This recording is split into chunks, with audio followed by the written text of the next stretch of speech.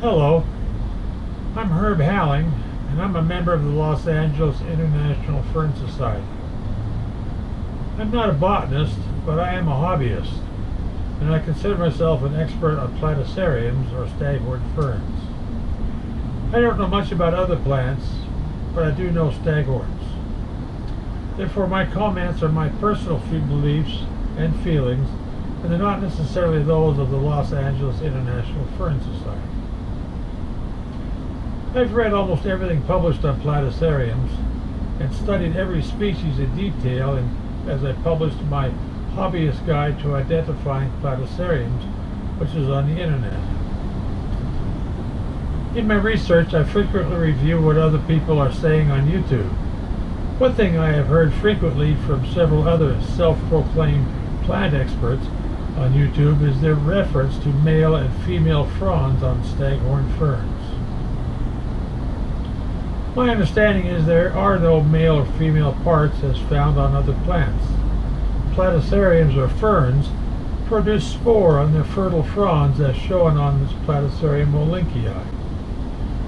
Notice I use the term fertile fronds and not female fronds. The fertile fronds produce spore, which are single cells, and as they ripen, the sporangia pop open and they float in the wind and eventually land on other trees. There are thousands of spore cells, and very few of them land in the ideal growing location and develop into prothalia. Prothalia is an intermediate stage, or maybe we should say the beginning stage, in propagation of staghorn ferns. Once the prothalia develops, you now have a male and a female sex organs. It is on the prothalia that the female parts are fertilized by the male and a new Platycerium grows. As an analogy, it was once explained to me that if you imagine prothalia as a heart-shaped leaf with eggs at the top and sperm at the bottom, and when wet from rain, the sperm is able to swim to the top and fertilize the eggs. The fertilized eggs then grow into a new Platycerium fern. Contrary to other videos, there are no male fronds. The shield fronds' functions are to catch water and debris that feed the staghorn. Eventually they die off and turn brown and become compost, while new shield fronds grow to replace the decaying fronds. To summarize the parts of the staghorn fern, you have fertile fronds and you have shield fronds, but they are not male and female fronds. The fertile fronds produce spore, which later in time become prothalia, and the prothalia contain the male and female parts of the propagation process. In the center of the staghorn, there's also the bud, where new fertile fronds grow from. This bud is the most delicate part of the staghorn, and extra care should be taken to prevent damage of the bud. Behind the bud, you have a rhizome growing, which is part of the root ball. That concludes my personal opinion on the existence of male and female fronds.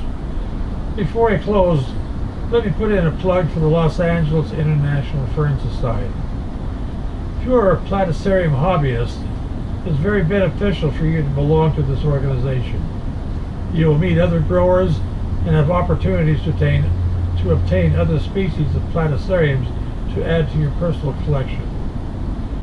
The Los Angeles International Fern Society meets once a month on the third Friday at the Los Angeles County Arboretum in Arcadia.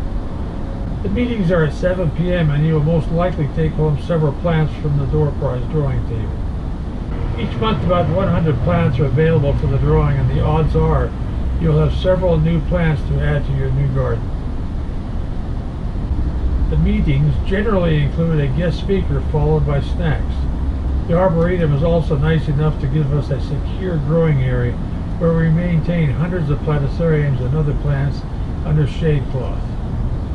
In closing, let me suggest, if you like this video, please click on the thumbs up button suggesting to YouTube that they should promote this video to other YouTubers. Also, if you want to be notified of future videos, click on the subscribe button and you'll be notified when they are published.